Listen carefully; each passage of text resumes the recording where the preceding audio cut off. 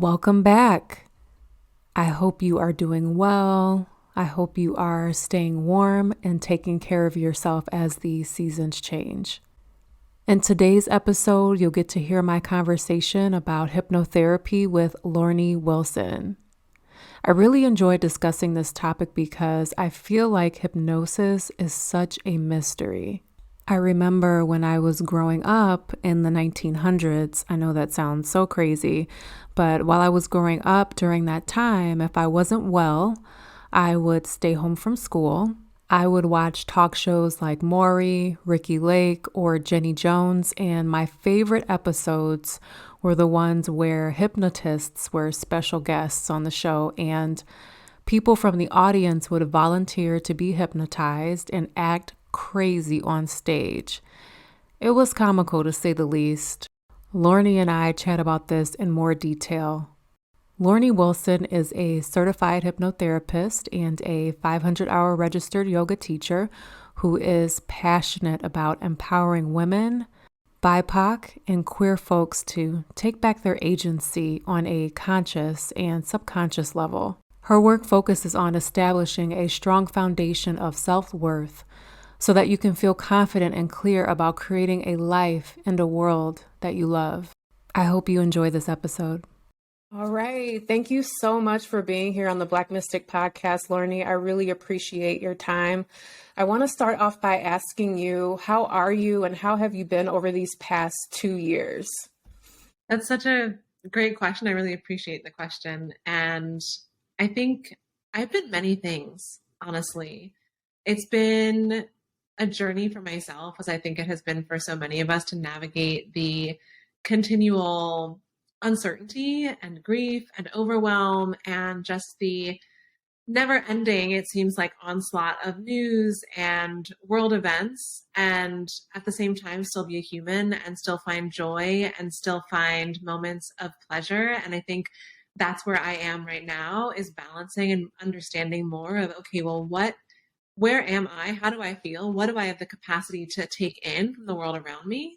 And how much do I need to really be in my space and practice the really authentic self-care in order to navigate what's going on outside? I think in the very beginning, I definitely wanted to take in, maybe 2.5 years ago, I wanted to take in everything all the time. And that was just unsustainable for me as a human and as a empathetic and compassionate person, And so I have to say, I think I'm really getting better at understanding what is mine to carry and what isn't, and what is useful for me to be absorbing and what is not. But it's a daily practice, I love that, and I can totally relate, wanting to take in so many different things, and one of them for me being hypnotherapy. So I have this thing. It's like I suffer from information overload sometimes, but I'm so curious and I want to know it all. I want to know how I can implement it. So it's something that I'm still working on one step at a time. So when I think of hypnotherapy, I think of, someone waving a pendulum in front of me saying that I'm getting sleepy. And I don't know if you ever watched like any talk shows growing up, like Maury, but there would be someone to come on the show to hypnotize someone so that they wouldn't be afraid of like snakes or chickens or something like that. And then they would do all these crazy things on stage. And I'm like, what's going on? Is this for TV? Is this really working? So I guess I have a loaded question here. So what is hypnotherapy and how is it different from hypnosis, or is it the same? Absolutely. So it's a great question, first of all, because I think so many people, that's their primary introduction to hypnosis is through stage hypnosis, which is what you described, someone being on stage and like quacking like a duck or, doing whatever that is. And so as a hypnotherapist, something I get to do is address all of that and educate and clarify and say what you saw wasn't false. Yeah, that's a form of hypnosis. But I want to unpack a little bit more what hypnosis is. That way we can understand why stage hypnosis is the way it is and why in a more therapeutic setting, that kind of stuff isn't happening. So I think the first preliminary thing we can get on the same page on is that hypnotherapy is a modality that we use to work with the subconscious. We're accessing the subconscious through hypnosis, and I'll use the terms interchangeably when I am speaking of hypnosis and hypnotherapy. We're using this modality in order to get into the subconscious, which is where our beliefs, our habits, our memories, all of those really juicy things live in the subconscious. The subconscious is 90% of the mind. And so if you want to understand yourself better, if you want to make a change, if you want to do really sustainable healing, you want to work with the subconscious, because the subconscious is where everything lives and it always wants to keep you safe. So things like talk therapy and journaling and affirmations, which are great and I highly recommend them, those are usually working with the conscious mind. But because the conscious mind is only about 10%, if you are only doing that and you are trying to make a change in your life, trying to heal, you're only maybe going to get 10% of the way towards your goal.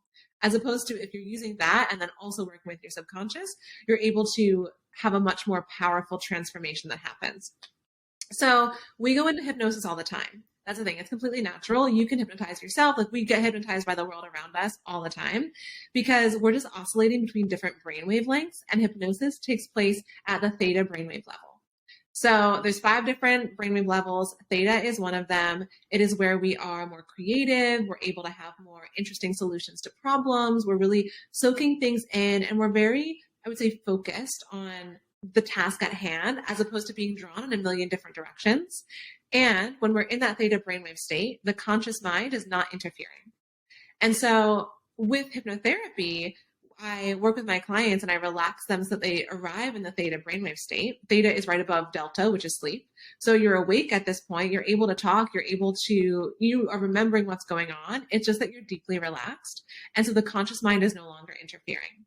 And when the conscious mind is no longer interfering, then we're able to see what's actually at the root of the problem.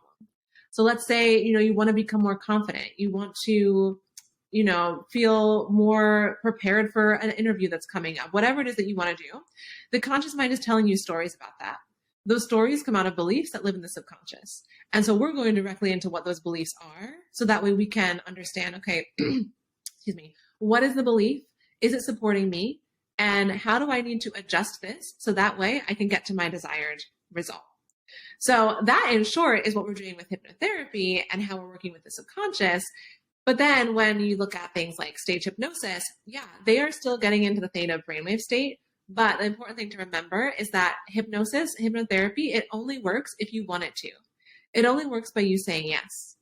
And in that way, it's very empowering because no one can tell you to do anything you don't want to do. If you genuinely do not want it, it is going to go right out of your subconscious. It's going to go in and out. Versus if you really want to do that thing, it's going to sink in. So for example, the people who volunteer to go up on stage for a stage hypnosis, they want to act a fool. They go up there because they know that this is what they're here to do. And they're excited to do that. Versus, if you're not volunteering to go up there, it's because you don't want to. You don't want that thing to happen. So it wouldn't work on you even if you did go up. Same thing with hypnotherapy. If my client has 5 different things they want to work on, I'm like, okay, on a scale of 0 to 10, what is 8 or above? Because if it's 8 or above, that's urgency. That's importance. That means that you are ready to make that change. If it's 7 or below, it's not a priority. And in that way, we're able to really clarify, okay, where do we start? What are we working on and why? Why now? And so that became a much longer explanation than maybe you're expecting, but that's my response. So what kind of training do you go through? Like, can anyone call themselves a hypnotherapist, or do you have to go through years and years of training? So it is not, I would say it's not regulated in the same way that like a bachelor's degree or something is, but there are training certification programs that you can do. Mine was over 650 hours, but they really vary. I would say the one that I went to was a bit more in depth than some of the other ones I've seen. But so it's really up to you to decide like what program is right. And also as a potential client, you really want to look into like, what has this person done? Who do they work with? Do they focus on the thing that I want to work on? Because you want to make sure that you trust and that you vibe with the person that you are working with, because it is very intimate. It's very personal working with your subconscious. And while not just anyone can call themselves a hypnotherapist, I would say it's kind of on the responsibility of the hypnotherapist to communicate what their experience is, and then also on the potential client to really look in and say, okay, well, do I trust this person? Can I have a conversation with them? Like, so that way you feel comfortable with it, because there's so many there's probably millions of hypnotherapists out there, and everyone's training and experience is going to be a little bit different. I see. So it just sounds like it comes down to your discernment and figuring out like who is right for you, because it seems like, to be honest, online, everyone is certified in everything. Everyone does everything. And it's like, who can I trust? And, I know some people are thinking, well, what are some of the things that I should look for? So it just sounds like just doing your own research. Yeah. I wish there was something that was more, I don't know, cohesive that you could look at and say, okay, I know this person did X, Y, and Z things and has this X, Y, and Z certifications, or is good at this, and I can prove that here. But I think the industry is just not regulated in a way that is universal enough to make that possible. I will say, though, that if you're looking for a hypnotherapist of color, that will greatly reduce the hassle that you have in trying to find someone, because there will be a lot of folks that are not going to work for you.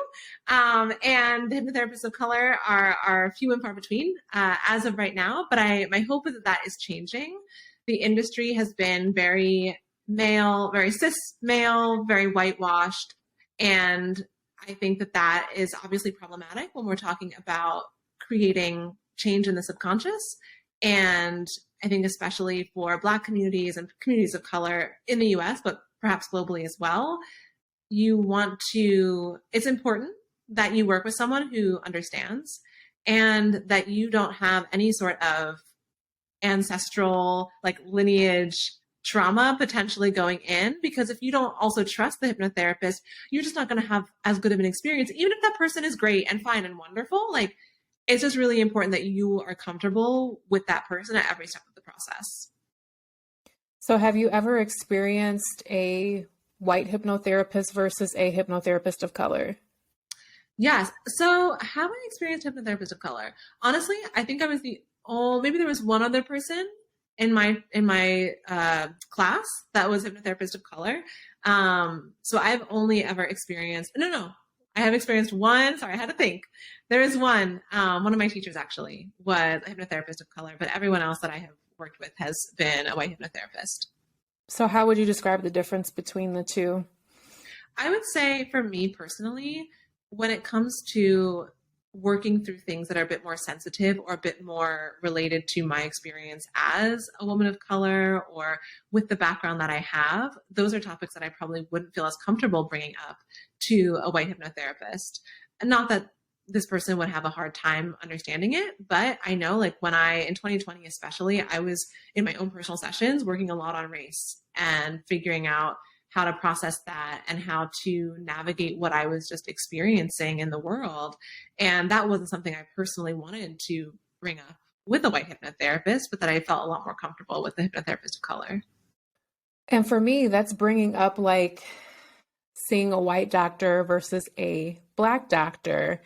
So I've noticed, when I see a white doctor, yes, they're taking care of me, but when I'm with a Black doctor, it's just a code that we already have.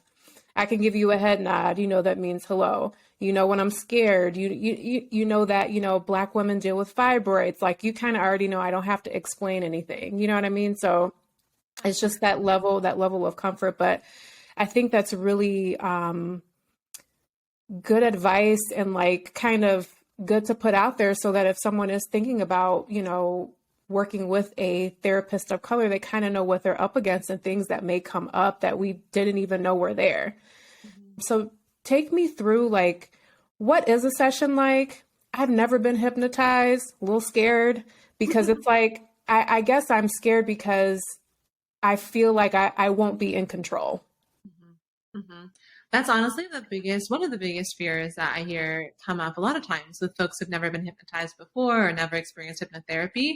And the truth is, you're in control the entire time. Any hypnotherapist they're not in your mind. I'm not in my clients' minds. I don't know what's going on inside of them.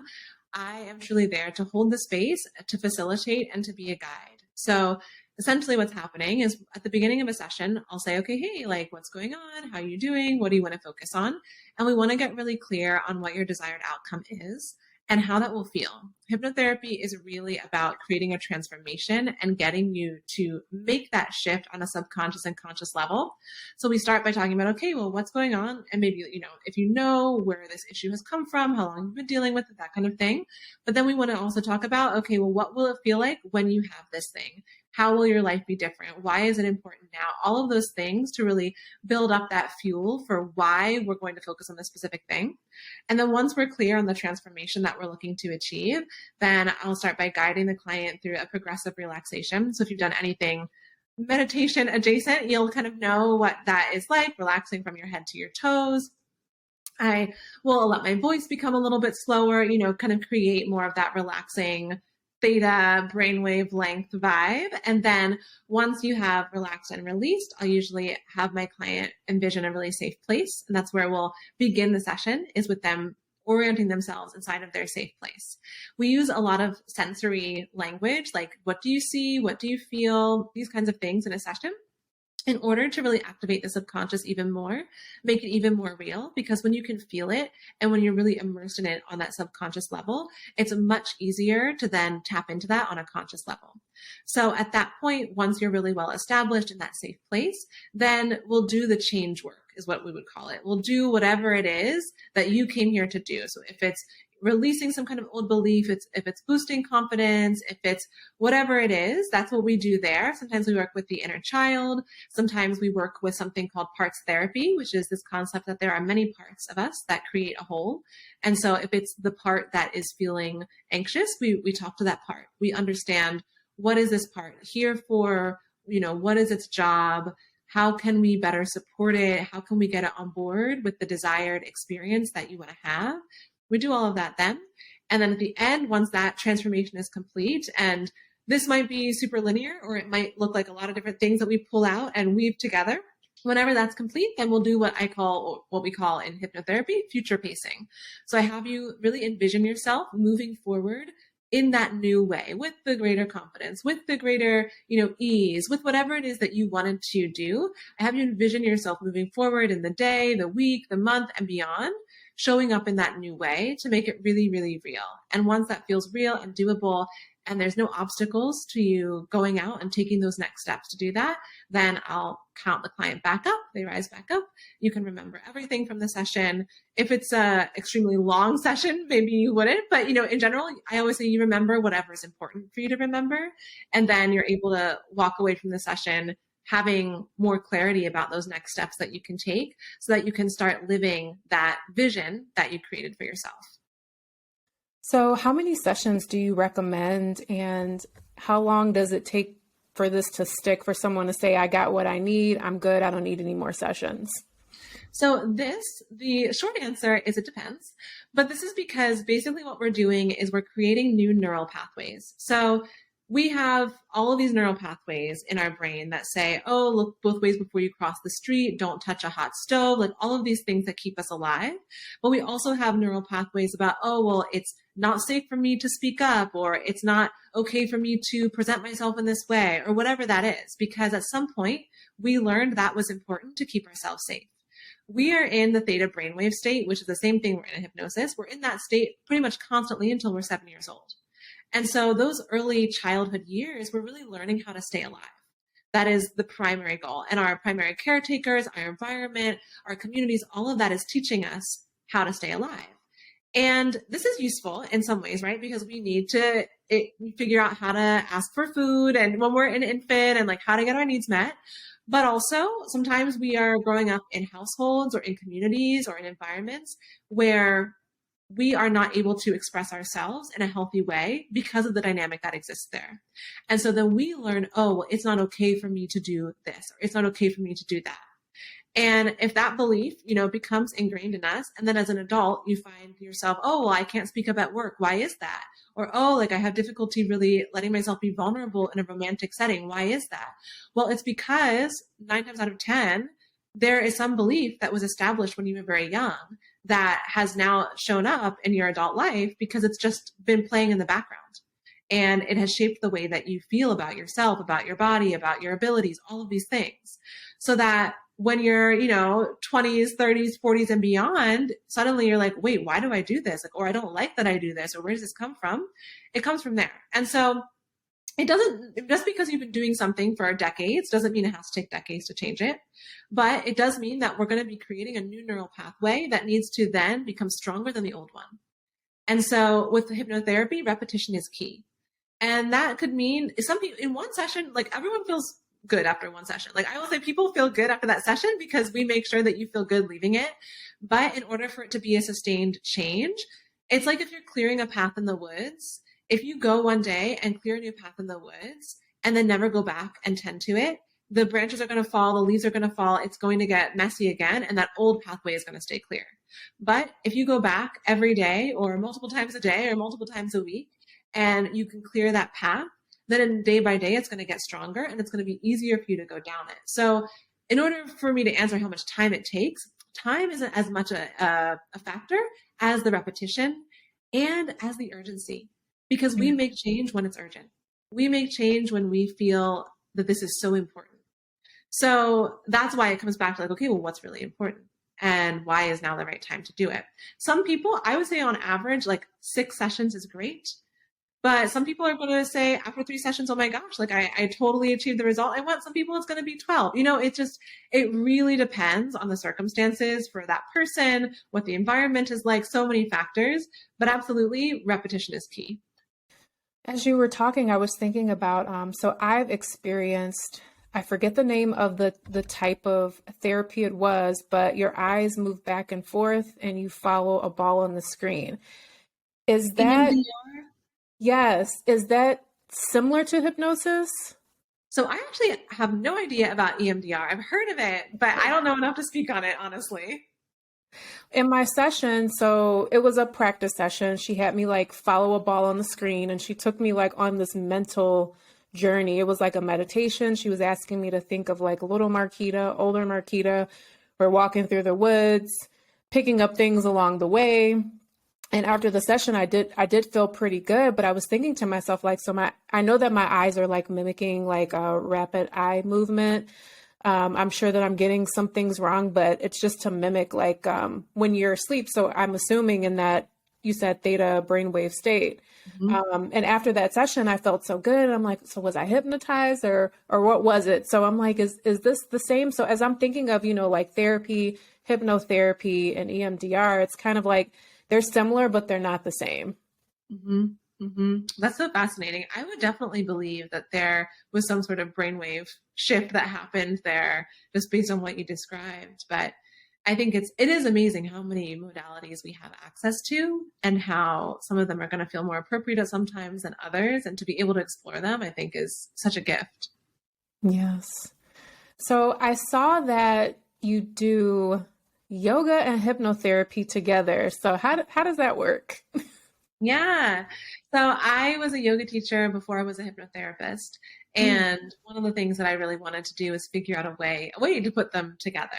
And I loved teaching restorative yoga. And so once I learned hypnosis, I realized that hypnotherapy often feels very much like a guided meditation, especially in a group setting, because it's very visual. You are basically guiding people on a journey. And that was essentially what I had been doing with meditations in a restorative yoga class anyway. And so I have been able to combine the restorative yoga, which is super supported, low to the ground. You're really not moving around that much. You're basically laying on cushions, which is delightful. I was able to combine restorative yoga and hypnotherapy for group settings, which I think works great as an entry point if you've never experienced hypnosis or hypnotherapy before, to really see, oh, it's not mind control. It's not anything like crazy. Everyone can access it. And you get the added benefit with the restorative yoga of being super comfortable and letting your body physically release as well. That's awesome. Yeah, I think I would do best in a group setting, especially if I'm just now getting to know you, because I'm thinking, well, if I go down, we're all going down. So you're all here with me. That's awesome. I think I'm definitely going to take that advice. I would love to know any success stories that you've had with clients. Like for folks listening, does this really work? Is she just saying this because she's doing this? Like what positive changes? Because people of color are suspicious. It's in our DNA. It's in my DNA for sure. So like what success stories have you experienced in working with clients? Yeah, that is so great to know because obviously you want to know it works, right? So I would say I want to pick there's a lot that I'm thinking about what I want to share with you. So one of the most profound that happened really early on, probably a year and a half ago, right when, things were really crazy and pandemic wise, there was a client I had who was really anxious and was not able to really do a lot of her daily functions in her life. And she had a son and a family, and she just felt like she wasn't able to show up. She wasn't really able to take her son out anywhere. She wasn't able to go to sleep really comfortably because of her anxiety. And we had one session. This was honestly really amazing to hear this. After one session, she emailed me to let me know that she was feeling so much better. She had taken her son to the zoo. She had been able to go out to the grocery store. She was back to being able to do these just normal daily tasks. And that was really incredible to me because to go from feeling like she needed to isolate herself and be completely confined to her home to then being able to take her son out to the zoo and have a really nice afternoon with him, not only did her quality of life improve, but her entire family's quality of life improved. So that one still makes me a little emotional to think about it. But that was amazing. And then another client that I had, she came in and she really wanted to pay off debt. And she had had a lot of guilt and shame around the debt that she had and the reasons why she had accrued it. And after that session, a couple weeks later, she messaged to let me know she had paid off $3,000 of debt, which, I mean, that could be life changing. And for me to hear that people are able to go out and actually take action, that is what is so rewarding because that's what it's about, right? We're not just having this experience to like go on this imaginary journey or something or like see some nice things. It's like we're out here to change our lives. We're out here to take action that is going to lead to the life that we want to live. And if this work can help people figure out the way that they can do that for themselves, I feel so honored to be able to be a part of that. That's amazing. What are some of the misconceptions so we have all these success stories, which is great. This is a two-part question. So what are the benefits, which we just heard a couple specific benefits, but what are also some misconceptions? So I think some misconceptions would be that everything changes instantly. I always like to dispel that first and foremost and say, yeah, you're going to feel really good after the session because you've basically just been like relaxing and releasing for, 50 minutes or so. But then it's up to you to implement, like I'm not actually fixing anything. I'm not changing anything. You, the client, you're the one that is doing that transformation yourself. And so sometimes you might have a session and there might be a small change that happens. And sometimes you might have a session and there might be a big change. And ultimately, either one is okay. We are all just making the progress that feels appropriate and that feels comfortable to us at that time.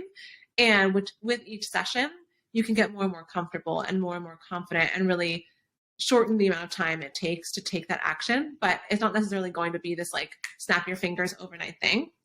I think the other misconception is about what is actually happening in the experience. And I think we've touched on this a little bit, but I think people assume that you go into this like state where you don't know what's happening and it's like you're totally out for an hour and then suddenly you wake up and you don't remember anything. And I think Hollywood definitely portrays hypnotherapy that way, and it's a bummer, honestly, but whatever, that's what we've got to work with. But it's not like you are actively engaged the entire time and we're chatting, we're basically having a conversation, but you're deeply relaxed, your eyes are closed. So in that way, it's very comfortable and very accessible. And you also can choose where you go on this journey. Big emotions often come up and there's never anything. Some people think, oh, I'm going to discover something that I repressed from my childhood. Not really. I mean, that's not really what we're doing here. And I understand because it feels like, oh, well, maybe I'm unlocking this vault and there was this terrible thing. But honestly, you're just getting to know yourself. You're getting to see yourself without the conscious chatter in the way. And sometimes it is emotional. Sometimes there is a lot of sometimes it's sadness, sometimes it's joy, sometimes it's frustration. Like there's so many different emotions that can come up.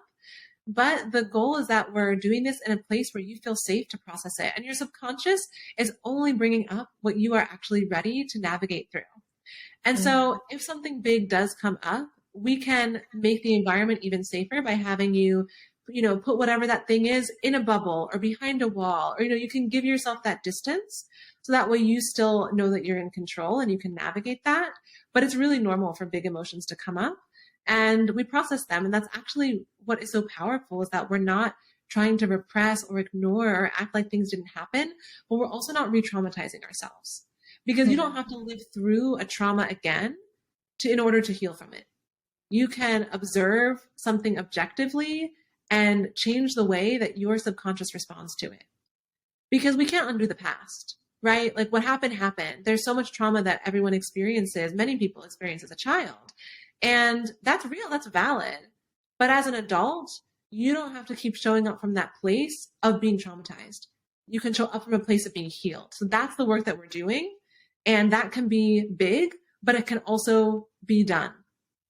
I love that, because one of the things I was thinking about hypnotherapy is, one of my misconceptions was, okay, so are we bypassing this? Are we ruminating? Are we bypassing? Like, how are we working through this? So, yeah, it is as directly as you feel comfortable working through it. I've had people who wanted to go back and remember exact details of what happened in a situation. And I've had people who don't want to go back to there at all, but want to work with and heal their younger self from a distance. And I've also had the younger self healing the adult self. There's just so many different ways that healing can be accessed. And that's really the beauty of working with someone one-to-one, as opposed to being in a group setting or listening to something that's just guided, is that you really do get to say, okay, what is coming up? Is this comfortable? Like, how am I feeling? Okay, let's adjust this. Let's shift this. So that way you remain in control and you stand in your agency, because as adults, that's the best thing I think that we have, is the agency to create our lives. And we didn't always have that opportunity as children. We didn't always have that opportunity for many reasons. But as an adult, you get to choose what your subconscious is telling you. And when your subconscious is aligned with what you want, you are absolutely unstoppable. Yeah, I think the toughest part, just like speaking for myself and what I've studied, the hardest. So we talked about, you're basically under hypnosis until the age of 7, and then you're being programmed, and then you're reinforcing that programming in your 20s. And then it's like, for me personally, I feel like I've worked through a lot of those things, but some things that keep popping up for me personally is, I'm not worthy, I'm not safe. And then it's like I have to take a step back and do a little bit of cognitive behavioral therapy on myself. Okay, so why am I not safe? Why am I not worthy? And I feel like these past 2 years have really brought up, that's why I asked you how you were, because it's brought up a lot for a lot of people over these past 2 years. Like, I'm sitting in the house, all of these things are popping up. One of the things that will pop up for me when I was still in the corporate world is every time the phone rang, I would flip my shit, because I'm like, why is the phone ringing? And in my mind, I'm thinking, okay, what did I do wrong? Because every time the phone rang when I was younger, it wasn't a hello, how are you? It was something's wrong. What did you do? So I'm like, I need to go to therapy. I need to meditate. I need to sit with this. And sometimes I kind of feel like that still pops up for me a little bit, but I'm like, okay, so whatever's going on, this person isn't going to bite me. I'm not going to die. No one has a gun to my head. So I think that hypnotherapy, I'm interested. It kind of seems like the icing on the cake, kind of like after you've, like, me personally, exploring all of this work from, like talk therapy and also for me, energy work. And it sounds like the next step for me might be hypnotherapy to, like, kind of seal the deal a little bit. So, yeah. Absolutely. I think that's a great way to think of it too. And hypnotherapy does work so well with every modality because of just basically what you said. It can really, once you've been doing this work and have some understanding, and even if maybe you haven't been doing it for a long time, but I do think it benefits from you knowing kind of where you are and understanding, oh, this is still here. Like, I've reached the limit of what I can access consciously. Let me now go below the surface and figure out what's going on there. And to what you said, I think it's important for us to realize that those of us, Black women especially, but people of color, I think in general, we have struggled with this brainwashing for centuries of you are not worthy. You are not safe. So that is literally baked into our DNA. And that is not something that we just get, brush off because of whatever. Like, no, we still live in a society where our worth, our safety, all of that is constantly questioned. So it's not just that we've had this childhood programming and this one isolated incident, it's like this recurring thing that we get to address and decide how we want to navigate it. So it's really balancing all of that, right? It's realizing like, yeah, this is true. The way I walk down the street means that I need to be concerned at a certain level. But is that going to change the way I show up in my life? How does that impact the way that I show up for my family, my friends, for myself? That it's so complex. And I think especially for communities of color, it's important to validate the experience that we have when we step outside of our door, while also giving ourselves spaces to heal, because we can't continue showing up out there if we are not fully embodied in this understanding that we are worthy, that we are enough. And if we cannot tap into that safety inside our own bodies, it's going to be impossible to find safety anywhere else. I agree. And I was just thinking about, when you had said, I'm worthy, I am safe. One thing that I think is also beautiful online, but I don't think that it is, what's the word I'm looking for? Self-serving is, you've seen like those carousel images online of like, affirmations for money or safety and stuff like that. While I think they're beautiful, I find that some people in my community are looking for these affirmations to change their lives without putting an action behind that affirmation. Mm-hmm. So what do you say to those folks that are just repeating affirmations out loud and just hoping for the best? Yes. Well, I would be really curious, and I would want to know, okay, well, what would it look like for you to be worthy? What would it look like for you to be safe? Really, like, describe to me what that would be like in your life. What would you be doing? What would people around you be doing? Who would you be spending your time with? I would want to get more specifics, because the more specific we get, then that helps us take more specific action. If we walk around just saying, oh, well, I'm worthy, but we don't do anything about it, and you stay in the toxic relationship, like you don't have boundaries with your parents, like you do all of that stuff, like, okay, well, is that really what it means for you to be worthy? But if you can say, I am worthy, and this is what it looks like, this is how people show up in my space because I know I'm worthy, this is how I extend myself or do not extend myself because I'm worthy, then it's easier for you to get out of that hoping place and into the aligned action place. And something that I read about affirmations, when I was younger and I first learned about affirmations, my parents were trying to teach me about them. And in my mind, I'm like, okay, so if I repeat, I'm wealthy, or, I welcome in abundance, or so is money just going to show up? Like, what am I supposed to do with this? Is this like a magic trick of some sort, Mm-hmm. And I find that, people are, I used to be down with The Secret way back then. I'm really not down with it anymore because it just doesn't resonate with me anymore. And so what I'm finding is, even as adults, some people feel that while journaling and affirmations, they're all beautiful things, that's all that you need to do. Mm-hmm. And the message that I want to get across to people that, you have to do the work. Yeah. And I feel like, beautiful tools such as hypnotherapy is, taking that step. I think even being curious is taking a step. Mm-hmm.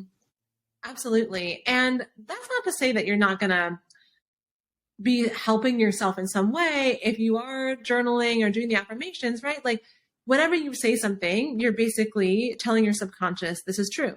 So if you walk around saying I'm wealthy, your subconscious wants to look for ways to make you wealthy. It wants to look for opportunities, but you have to be ready to then take the action for that, right? It's not just like, I'm wealthy, looking up at the sky, waiting for the cash to fall out. It's like, I'm wealthy. So what would a wealthy person do? Would they apply for that job? Would they go and, make those calls? Would they, update the resume? What is it? And that's the difference, right? I think that's what we're talking about, is like moving out of this, like, hoping and dreaming, and into actually leveraging everything that we have, our bodies, our minds, our subconscious, everything, in order to make that change and live that life that you really want to be living. And that's what I was looking for. That's what I was hoping you would say, so that people will see, like, there's action that you have to put behind it. You could do all the journaling, all the affirmations, but you have to put action behind it, and you have to believe it. And so that didn't click for me until about 5 years ago. And that's when the magic really started happening for me, you know? Like, one example for me is, in the corporate world, I was afraid to wear my hair like this.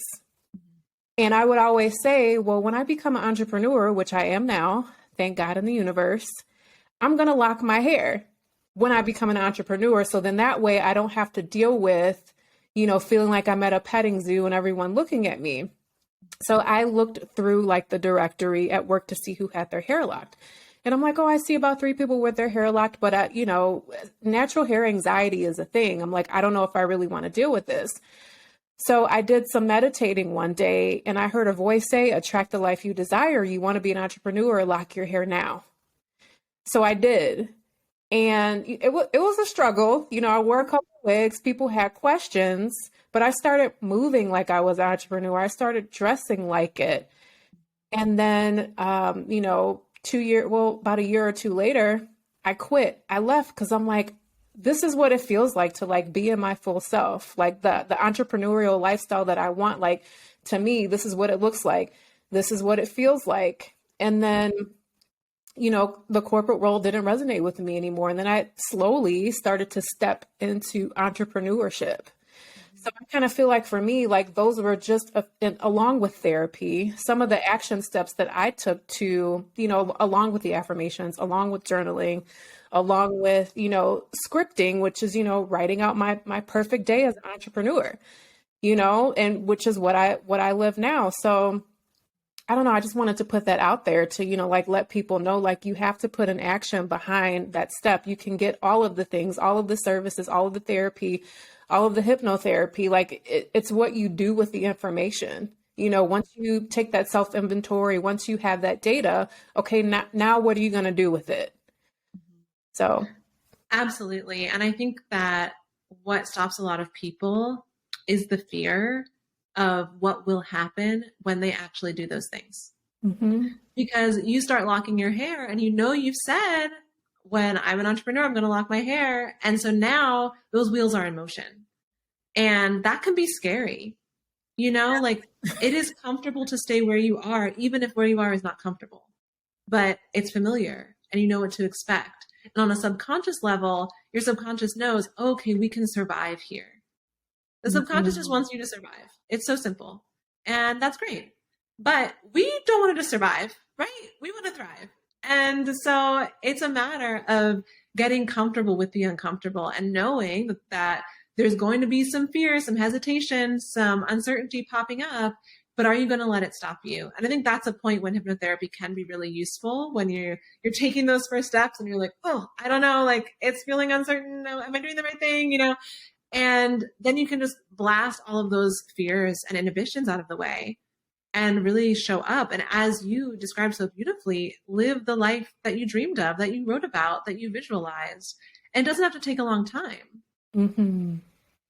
I would love to know, how has hypnotherapy changed your life? So I know you went through your training, and I know that you've undergone hypnotherapy. So how has it changed your life? I was thinking about that because one of my friends or someone recently asked me about it. And it's almost hard for me to explain fully because it has changed everything in my life. Before I became a hypnotherapist, I was so deeply dissatisfied with what I was doing. I was a freelance writer and I love writing, but the work that I was doing was not what I wanted to be doing. And it was hard. It was a hustle. And I wasn't making an impact in a way that felt meaningful to me. And when I started doing hypnotherapy, I went into it without having ever experienced a session before. I signed up for the training and was like, I just think I can do this. Mm-hmm. And literally everything changed. I mean, I never took myself seriously as an entrepreneur, even though I was a freelance writer. I've never had a 9-to-5 job. I always worked for myself, but I never took myself seriously. Yeah, I know. And it's like, just making that one shift in and of itself would have been amazing to realize, oh, I actually run a business. I'm an entrepreneur. And like the identity that shifts when you go from just being like a freelancer to being an entrepreneur is huge. So much healing around stuff with my parents, stuff with my childhood, so much healing around family, like lineage things that I had been carrying that were not mine to carry.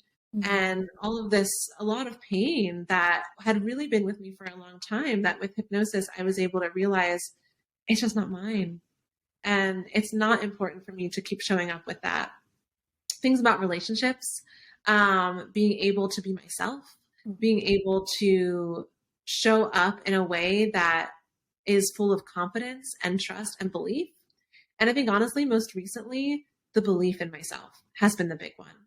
Because what you were saying, I think you mentioned this before, it's like you can take action, but if your action is not substantiated by deep belief, then things just don't come together. But when you actually believe in yourself, when you know without a doubt that what you want is there for you, I just feel like the world changes. Like it's a different game.